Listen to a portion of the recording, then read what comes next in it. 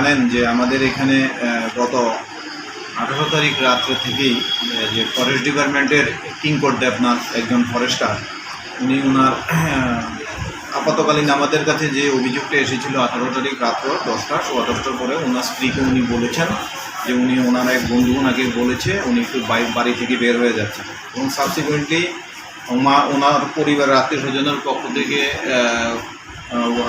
জানানো হলো আমাদের থানায় যে ওকে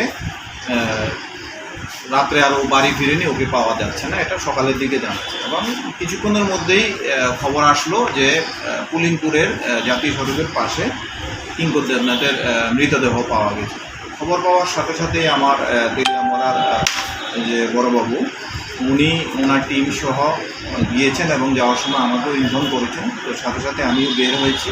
বের হয়ে যাওয়ার পরে আমরা তাৎক্ষণিকভাবে আমাদের তদন্তের স্বার্থে যেটা আমাদের ফরেন্সিক টিম এবং ডগ স্কোয়াড ওদেরকে আমরা বলেছি এবং সাথে সাথে আমরা ঊর্ধ্বতন আধিকারিক এসপি সাহেবকে বলেছি, এডিশনাল সাহেবকে বলেছি। তো সবাই এসপি সাহেব এসেছেন, এডিশনাল সাহেব এসেছেন, প্লাস আমরা গিয়েছি, এফএসএল টিম এসেছে। আমরা তারপরে একটা কেস রেজিস্টার করেছি যেটা তেলিয়ামরা কেস নম্বর হচ্ছে 48/2024 তেলিয়ামরা একটা মার্ডার কেস রেজিস্টার করেছি। এই কেসটা রেজিস্টার করার পরে আমরা তদন্তের স্বার্থে যতগুলি অ্যাঙ্গেল আছে, যেমন মোবাইল কল অ্যানালাইসিস করা, ইন্টেলিজেন্স ইনপুটের উপরে কাজ করা, তো এগুলি আমরা কালকে সারাদিনই আমরা এগুলি করেছি এবং অনেকগুলি আমাদের বিভিন্ন ডিফারেন্ট অ্যাঙ্গেলে ফরেন্সিকের যেই ইনস্ট্রাকশনগুলি দিয়ে গিয়েছে, তারপর আমাদের যে টেকনোলজির যেই মোবাইল অ্যানালাইসিস করা, এগুলি সমস্ত কিছু করে আমরা একটা জায়গাতে কনক্লুশনে আসতে পেরেছি। কনক্লুশনে আসার পরে আমাদের প্রাথমিকভাবে আমাদের কাছে যেই তথ্য প্রমাণগুলি উঠে এসেছে সেই তথ্য প্রমাণের পরিপ্রেক্ষিতে আমাদের যে কিঙ্কর দেবনাথের যে স্ত্রী পূর্ণিমা দেবনাথ, তো পূর্ণিমা দেবনাথ এবং কিঙ্কর দেবনাথের বন্ধুস্থানীয় প্লাস কিঙ্কর দেবনাথ যে নতুন যে বাড়িটা উনি তৈরি করছেন, সেই বাড়ি তৈরি করার জন্য যে প্রমোটারকে নিযুক্ত করেছেন অমিত ঘোষ, তো ওদের এই কেসটার ভেতরে ওদের কনস্পিরেসিটা আমাদের কাছে প্রকট হয়ে উঠেছে।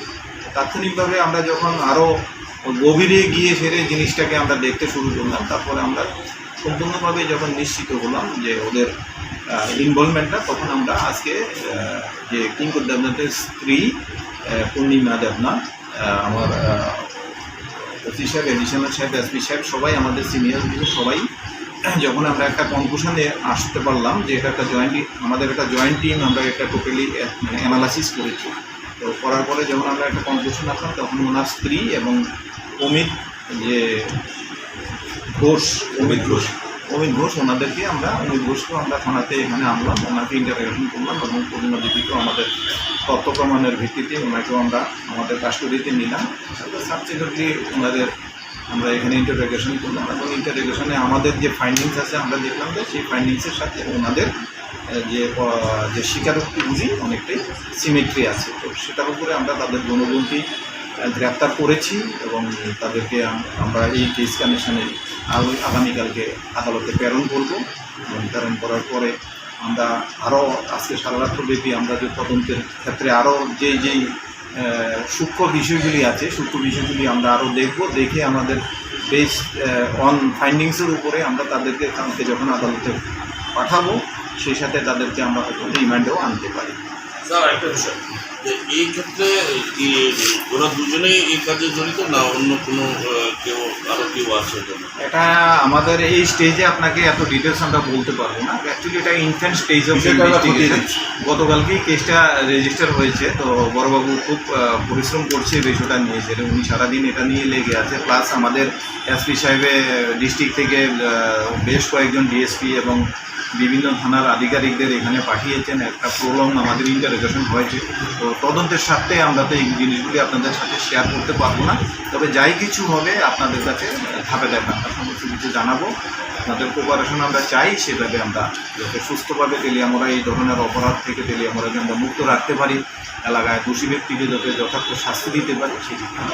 স্যার, একটা বিষয় উঠে আসছে যে তাদের মধ্যে কি অবৈধ সম্পর্কের কোনো পাওয়া গেছে? সমস্ত তদন্তের সতর্ক এই স্টেজে আপনাদেরকে আমরা যখন দুইজনকেই অ্যারেস্ট করেছি আমাদের একটা তথ্য প্রমাণের ভিতরেই অ্যারেস্ট করেছি। ধীরে ধীরে হয়তো আপনারা এই জিনিসগুলি আপনাদের কাছে প্রকাশিত হবে, তবে আমরা এতটুকুই বলবো এই স্টেজে যে আমরা তাদেরকে এই কেসে অ্যারেস্ট করেছি।